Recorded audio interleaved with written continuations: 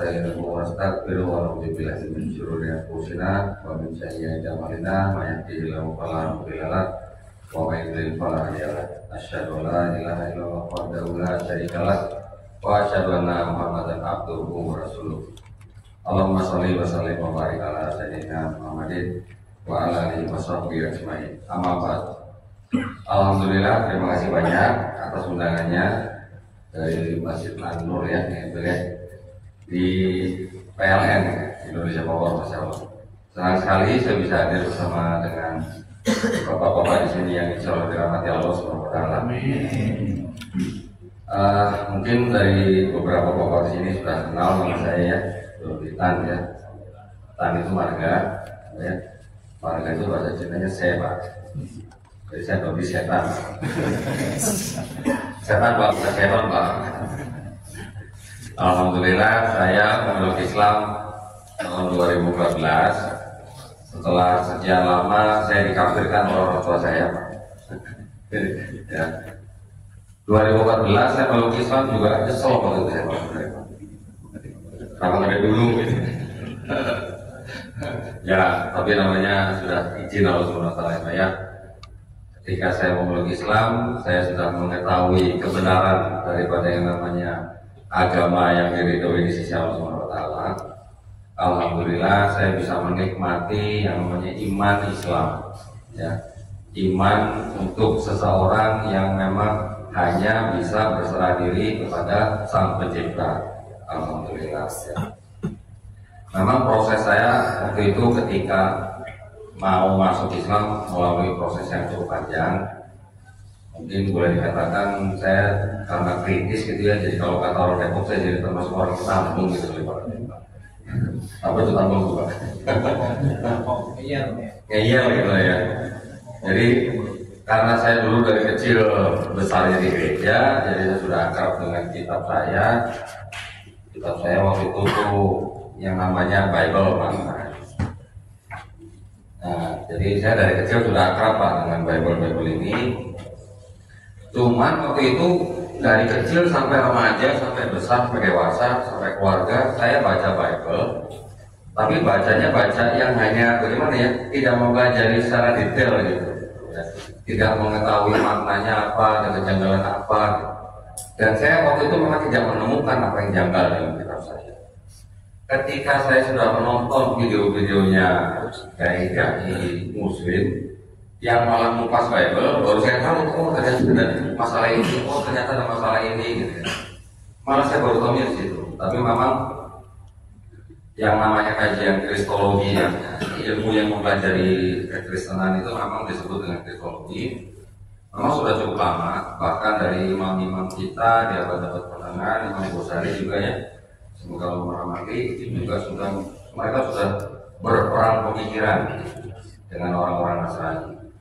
Perang pemikiran memang sudah lama, bahkan semenjak Rasulullah masih hidup bersama sahabat-sahabatnya, beliau juga melakukan perang pemikiran dengan orang-orang Yahudi dan Nasrani. Ya, betul.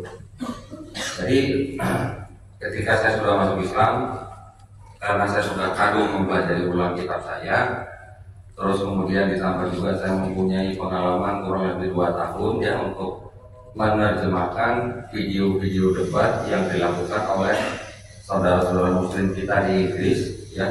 Di Inggris itu ada sebuah lapangan yang namanya Hyde Park. Di pojokan taman itu ada tempat yang namanya Speaker's Corner. Kalau Bapak Ibu pernah nonton, di YouTube banyak sekali. Di situ saudara-saudara kita yang Muslim di sana berperang pemikiran dengan orang-orang kaum kufar. Ya. Ada yang dari Kristen, ada yang bahkan ada yang dari Yahudi, ada yang dari Syiah, ada yang dari Sikh, ada macam-macam. Bahkan ada orang-orang ateis juga. Alhamdulillah juga banyak orang-orang yang menyambut budaya di tempat itu. 2 tahun saya kurang lebih menerjemahkan video-video yang ada di sana.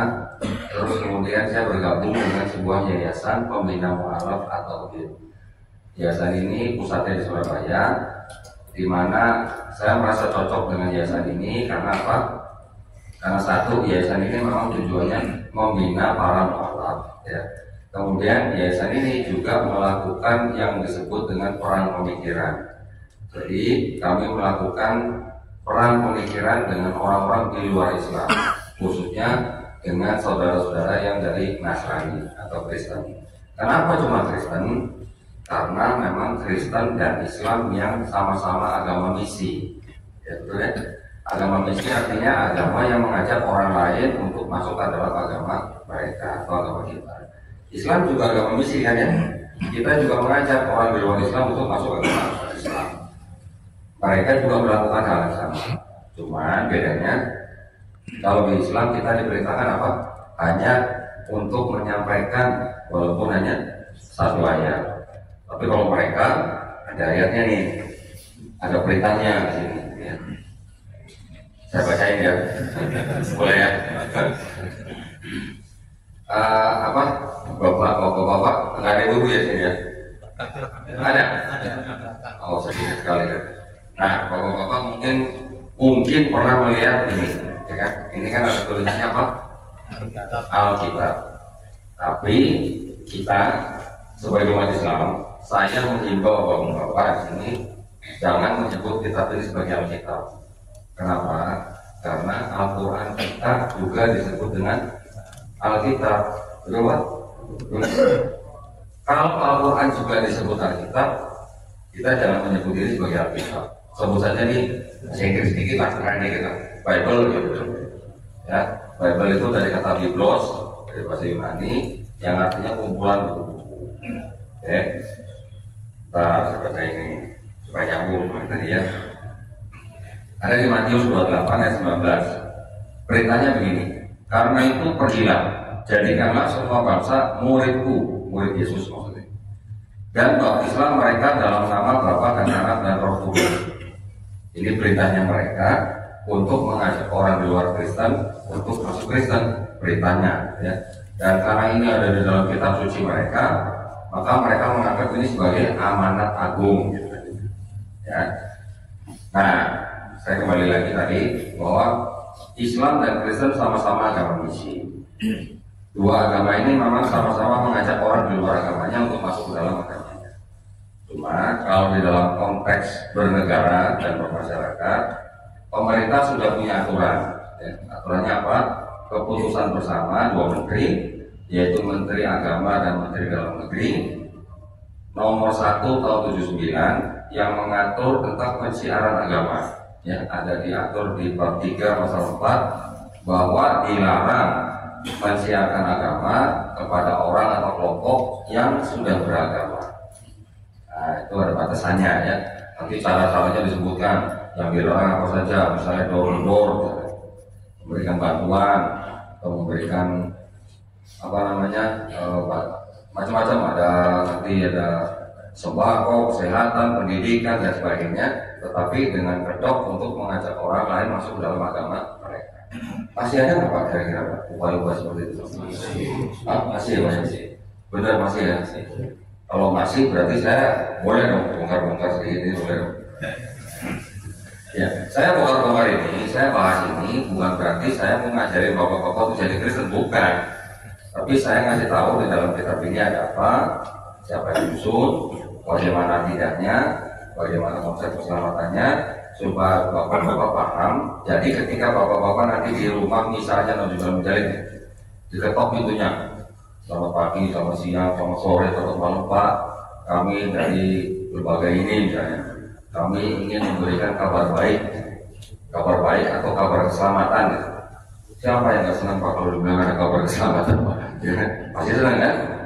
Nanti mereka bagi brosur, bagi pamflet, bagi ini. Nanti mereka mengajak Bapak Ibu untuk masuk ke mereka. Nah itu sebenarnya dilarang kalau untuk orang yang sudah beragama. Tapi kalau kepada untuk misalnya suku-suku pedalaman yang belum kenal peradaban itu boleh-boleh saja. Kita juga melakukan hal yang sama. Ya, saya juga dengan beberapa teman menampung beberapa anak dari suku Halmahera Selatan, namanya suku Tubotil dari Halmahera Selatan. Mereka belum kenal peradaban. Ya, di dalam kelompok mereka masih ada yang namanya incest, kemudian belum kenal baju dan segala macam. Terus mereka juga berpindah-pindah. Mereka pindah kalau ada salah satu anggota keluarga mereka yang meninggal. belum tahu mengubur gitu, belum tahu yang namanya menguburkan jenazah, nggak tahu.